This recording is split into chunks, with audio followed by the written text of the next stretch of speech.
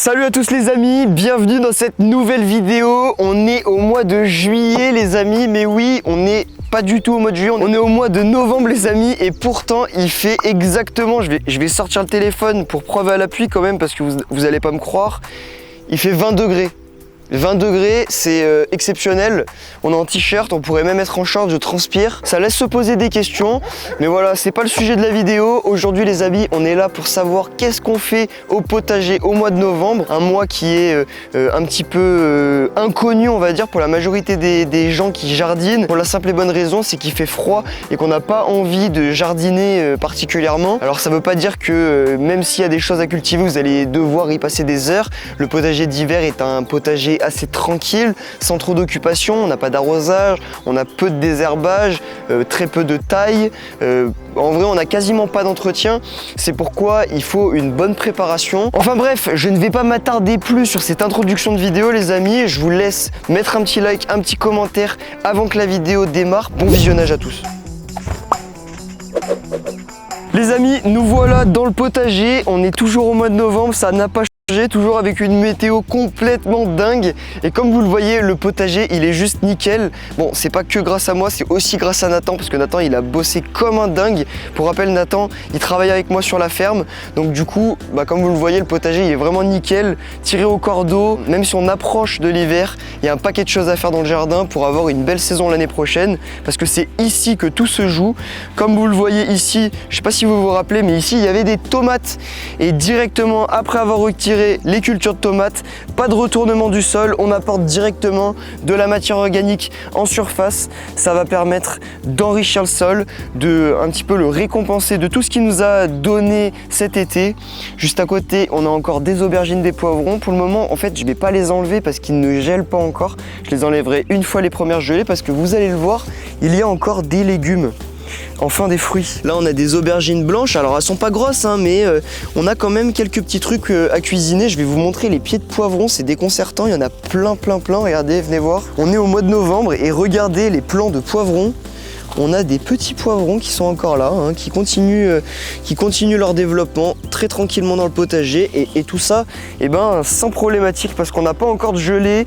On a des belles journées bien ensoleillées, bien chaudes. Pour ma part, on n'a pas eu de vent depuis à peu près une semaine, et pour encore une semaine, donc vraiment on a les conditions optimales. Et c'est là que je me dis quoi? Je me dis qu'il manque vraiment une serre, une grande serre, une serre maraîchère pour pouvoir cultiver plus longtemps, parce qu'il faut savoir qu'en fait là, s'il y avait une serre, les pieds de tomates seraient encore à cette hauteur là, on aura encore des belles récoltes, et les aubergines, les poivrons ne seraient encore qu'à leur pic de production. Donc voilà, c'est vrai que quand on voit ça, on se dit, c'est vrai que la serre c'est quelque chose de vraiment exceptionnel qui permet vraiment de créer un microclimat. Cette année on a eu la chance de pouvoir tester la serre ACD justement, qui est juste à côté, et ça a été génial pour faire les plants, pour avoir les premières cultures en pot. Ça a été vraiment exceptionnel. Maintenant la prochaine étape, ça va vraiment être d'avoir des grandes serres de culture pour pouvoir cultiver un maximum de cultures sous serre. Enfin bref, désolé les amis, j'ai un petit peu divagué. C'est vrai que les aubergines, les poivrons, les tomates, c'est pas du tout l'actualité du mois de novembre. C'est un peu exceptionnel,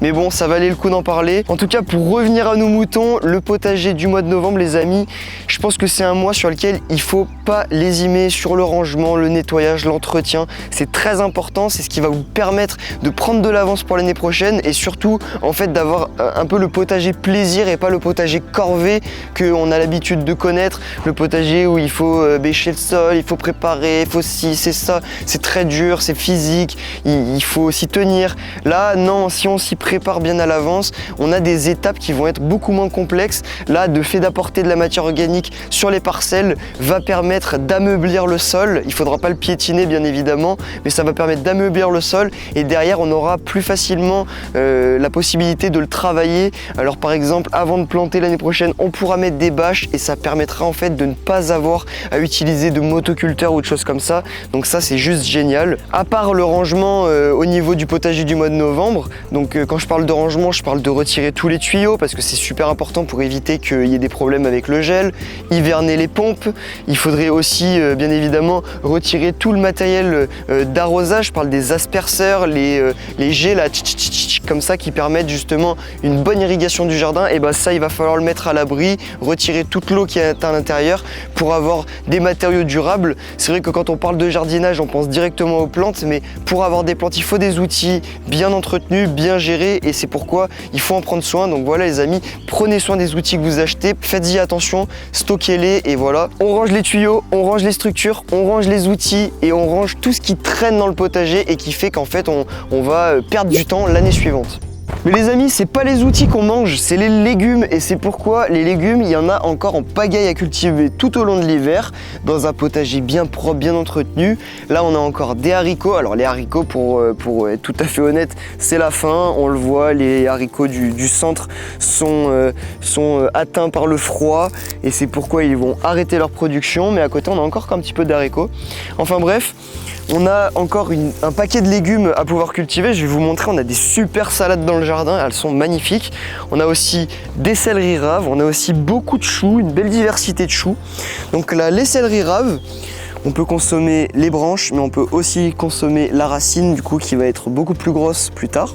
Et à côté, regardez les salades, les amis, elles sont magnifiques. Et là, encore une fois, je le précise, mais bon, il n'y a pas de produits chimiques, il n'y a rien. C'est que du naturel, c'est les clés de la nature, c'est magnifique. Donc voilà, c'est une belle petite réussite, je suis trop content. Les salades, c'est vrai que surtout dans le sud, c'est un peu plus compliqué à faire parce qu'il fait assez chaud. Et là, pour le coup, ça a super bien marché. Le combo bâche, sol vivant a très bien fonctionné.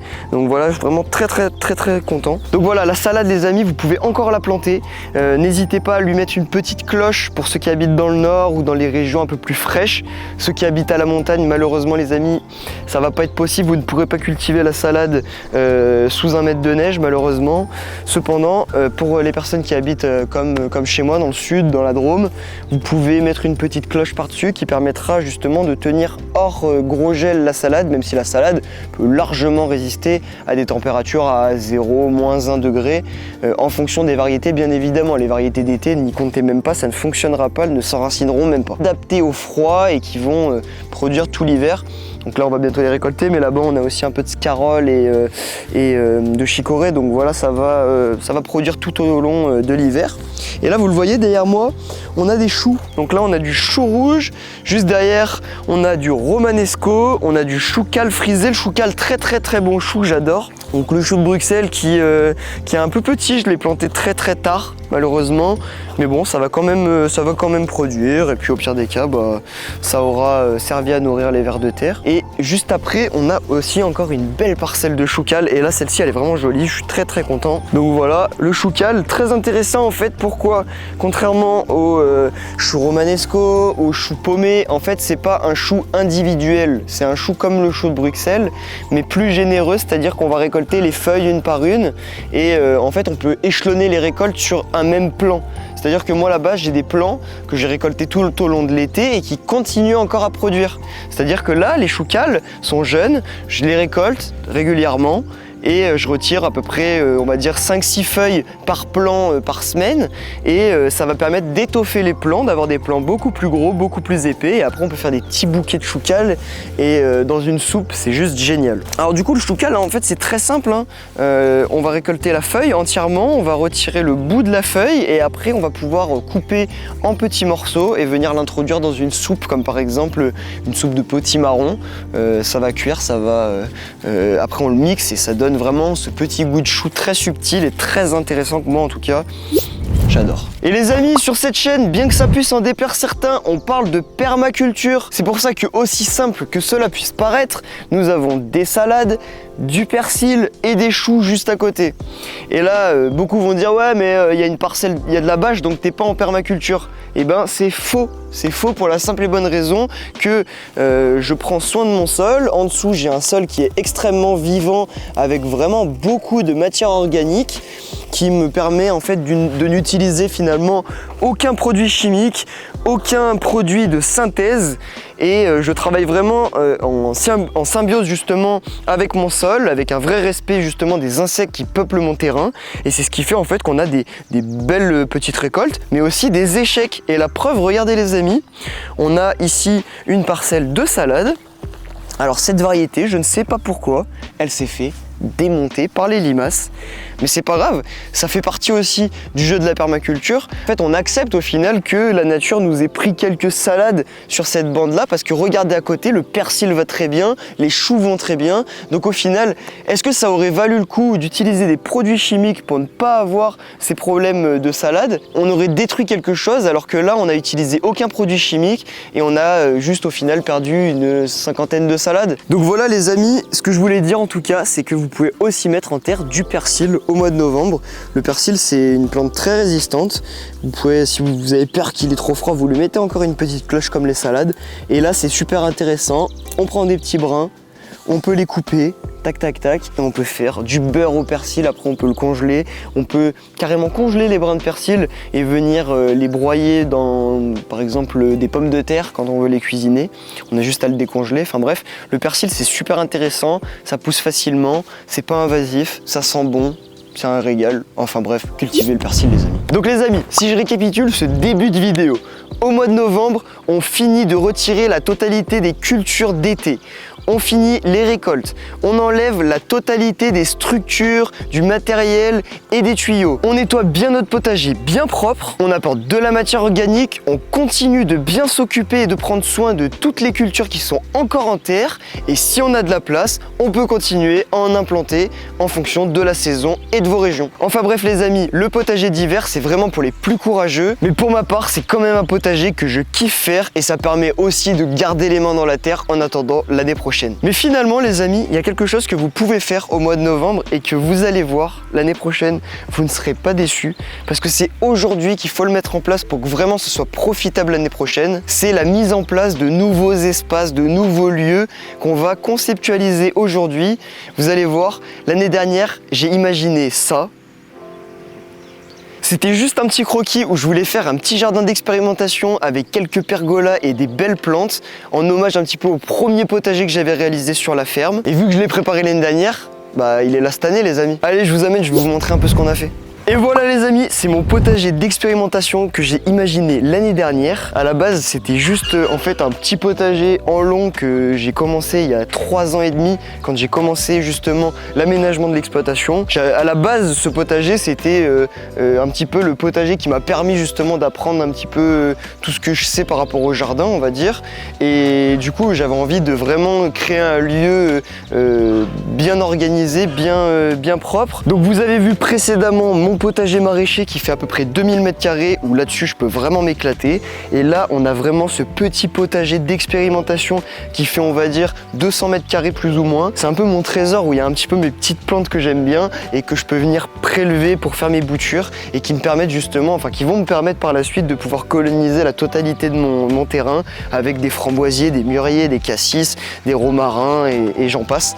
Vous allez voir, il y a plein de petits détails. Les amis, je suis fier de vous présenter le potager d'expérimentation, un potager qui a été co-créé aussi avec Serland. Serland, c'est une marque qui m'a envoyé justement les pergolas, donc 3 belles pergolas de 3 mètres par 5, sans fondation, très facile à installer, qui permettent justement de créer un lieu vraiment sympa. Alors, aujourd'hui, on est bien d'accord, il reste encore un paquet de choses à faire. Les plantes arrivent en sommeil, on est au mois de novembre bien évidemment, ce qui explique justement qu'il y a moins de feuillage, qu'il y a moins de végétation. Mais en fait, ce qui est intéressant, c'est que vu que ce potager a déjà été implanté cette année, il va pouvoir être bien amendé en matière organique durant l'hiver, bien préparé pour que dès l'année prochaine, en fait, on puisse mettre en terre beaucoup de choses. C'est-à-dire que l'objectif, ça va être de mettre en place sur la partie droite du potager d'expérimentation, donc tout au long de mettre sur la partie donc l'objectif c'est contre la barrière en clôture tressée, c'est d'avoir que des framboisiers tout le long, un beau mur de framboisiers. Et juste devant, l'idée c'est d'avoir des aromatiques. Alors voilà, là on a de la barbe bleue et l'objectif vraiment c'est d'en mettre de partout.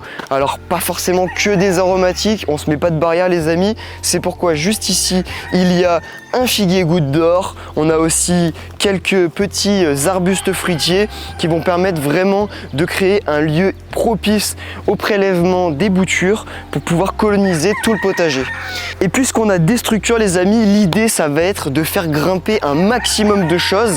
C'est pourquoi ici il y a été implanté une clématite qui malheureusement n'a pas survécu. Ça fait partie du jeu. Ici on a un mûrier les amis qui est en train de prendre possession du lieu, qu'on va pouvoir faire grimper vraiment bien haut et ça va recouvrir la pergola. Ça va être très sympa pour créer de l'ombre. Vous allez voir, celui-là c'est le premier, mais derrière il y en a qui sont déjà implantés. On a BOK qui tente de s'enraciner justement au niveau de la pergola. Malheureusement ça ne fonctionnera pas, mais là on a un super mûrier sans épines, double mûrier sans épines qui vont justement s'accrocher à la pergola et qui vont permettre de créer de l'ombre et d'avoir des récoltes aussi plus faciles, parce que c'est ça aussi qu'il faut se dire, c'est que d'avoir des structures en hauteur permettent des récoltes en hauteur, et ça c'est super intéressant pour le raisin, les mûriers, ce qui évite justement de se baisser et de ramasser comme ça et de se faire mal au dos. Et vous allez voir les amis, plus on avance, et plus la pergola commence à être remplie. On est venu accrocher le mûrier en haut, ce qui va permettre de vraiment créer une sorte de canopée